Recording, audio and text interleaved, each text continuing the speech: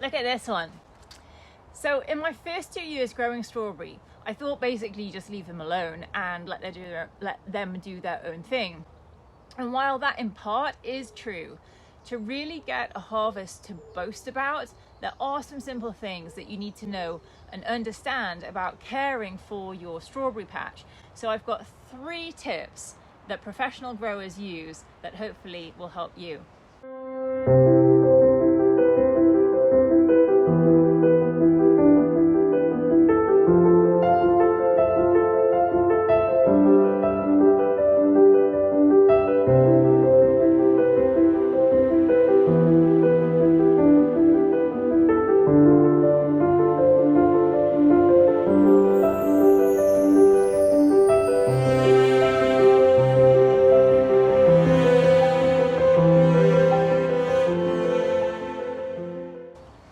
If you can get a strawberry patch going with a little time and effort, it won't take long before you are producing substantial harvests of sweet and delicious strawberries, perfect for that summer dessert or to be frozen for making smoothies, jams, fruit coulies, whatever grabs your fancy. So I've got 3 tips that professional growers use that hopefully will help you. So the first thing that I learned is that professional growers actually replace their strawberry plants every 2 to 3 years. And this is because even though strawberry plants live 6 years, what happens is that as they age, they produce less and less fruit. So after about 3 to 4 years, the harvest really trails off. Now, since it can take 2 years for a strawberry plant to actually produce fruit, if you're renewing your plants every 2 to 3 years, you're going to stay inside that window of a maximum production and harvest. It's not like I ate them all or something. Look at this one. Really? I saw a really big one. So my second tip for you is to learn how to propagate your strawberries. If you're going to be changing out your plants every 2 years, that can sound like an expensive exercise, especially if you've got like hundreds of plants. But it doesn't need to be expensive because there are 2 ways to ensure a continual supply of productive plants. So strawberry plants love to reproduce themselves. They put out side shoots or runners, which is basically the parent plant establishing the next generation. And they'll do that wherever you let them. But also each strawberry is loaded with actually over 200 seeds per berry. And I've seen somebody count them, so I can confirm that that is true. As a point of interest, actually, what we think are strawberry seeds, these tiny little things on the outside, are not actually seeds at all, but they are fruit containing seeds. And this fruit that we call the strawberry is actually receptacle tissue that has become enlarged and engorged. But not to confuse you, let's get back to talking about propagation. So we were talking about strawberry plants putting out runners, and I don't have a good example to show you because my varieties don't produce a lot of runners. But it basically looks like this, except this one's dead. And what happens is that the parent plant sends out a shoot, and what happens is this shoot will trail along the ground to find a patch of soil where it can put down roots. And with strawberry plants putting out runners, it is the fastest way to propagate them.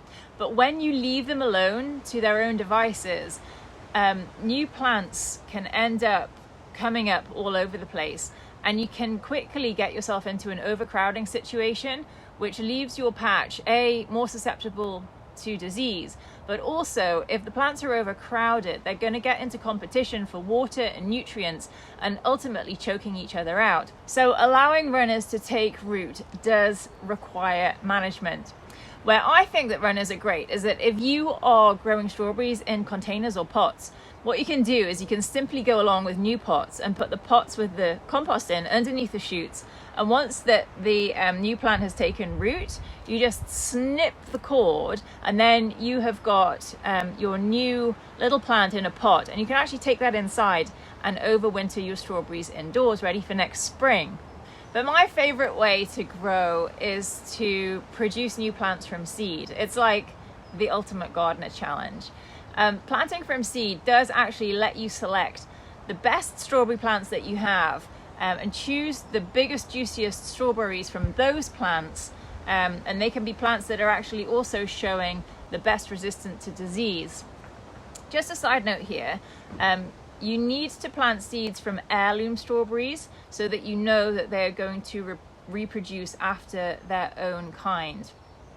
What I like to do is I like to take some of my best berries and then crush them up into a jar of water, which actually disperses the seeds. And then from there, I'll replant them in areas of soil where I want a new patch.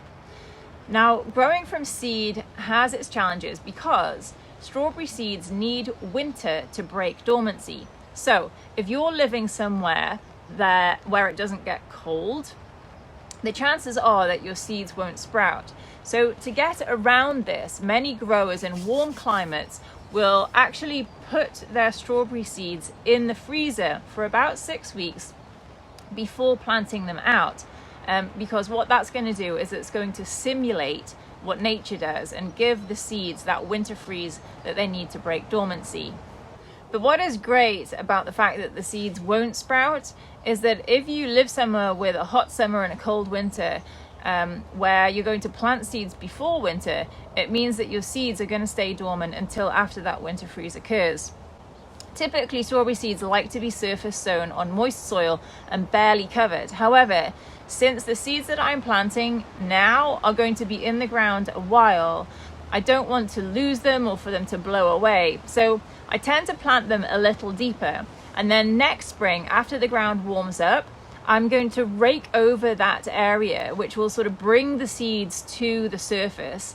And as I start to water the ground, it will encourage volunteer growth from the seeds that are there. As I said earlier, each strawberry has over 200 seeds, so the chances are that a good couple of plants will grow. If you're wanting to actually harvest the seeds and wait, then all you need to do is pop your berries in a blender, whiz it up for about 10 seconds, and then let the pulp separate to the top. And then what you can do is you can pour off the pulp and the water from the top, and you'll have your seeds left at the bottom of the blender, which you can then just tip out onto a dry paper towel and store. Just be sure to put them through the cold spell in the freezer before you plant them or start them in pots. Lastly, understanding how to start your strawberry plants from seed is a must because, like I said, there are varieties of strawberries that don't reliably set outrunners. And that brings me to my third tip. Tip number 3, understand which variety you're working with. So when I started growing strawberries, I thought there was just one type of strawberry, and I couldn't have been so wrong. There are many different varieties, but there's actually 2 different types of plants. And your garden responsibilities and expectations of what you're going to get are going to vary depending on which type of plant grows in your garden. And if you inherited a strawberry patch, knowing the differences is actually going to help you figure out what you've got. So firstly, you get the Dune bearing strawberries that most people associate with the start of summer. So they are also known as summer strawberries or short day strawberries. And they are the strawberries that are known to put on big, red, juicy fruit. And mostly these are the variety that are grown commercially. The 2 main hallmarks of this variety is firstly, you'll get one single crop of fruit, and that's going to occur late spring or early summer. And then they stop fruiting and they send out fast and furious runners all over the place in a crisscross pattern all over your garden.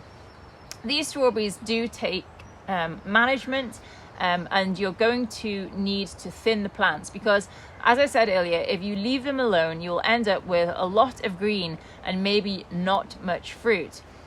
These plants do best when you space them about 18 inches apart and typically in rows which are 4 feet from each other. Then the other type of strawberry plant you get is called the ever-bearing strawberries. They're also termed fall-bearing or day-neutral strawberries. And the hallmarks of this variety is that they actually continue to produce flowers and berries for 3 or 4 months into the autumn, and it usually comes in waves of production. They're perhaps the berries are perhaps not as big as Dune strawberries, but also this variety, one of the telltale signs that you've got it is that it doesn't set out runners as much. So in this case, a great way to keep up on your generational succession is to keep replanting seeds. With all gardening, it is of course fun to try all the different varieties, and actually in our polytunnel here we have loads of different varieties which are probably all interbred. And half the fun of gardening is just having an experiment. But I hope that these 3 tips will help you in your quest to produce bigger and better harvests with your strawberry patch. Let me know if you've tried any of them in the comments below, and I look forward to seeing you in the next one. I'm taste testing to see if the right ones are good. But I think I ran out of strawberries. I would save my big one forever. How many have you got? I ate them all.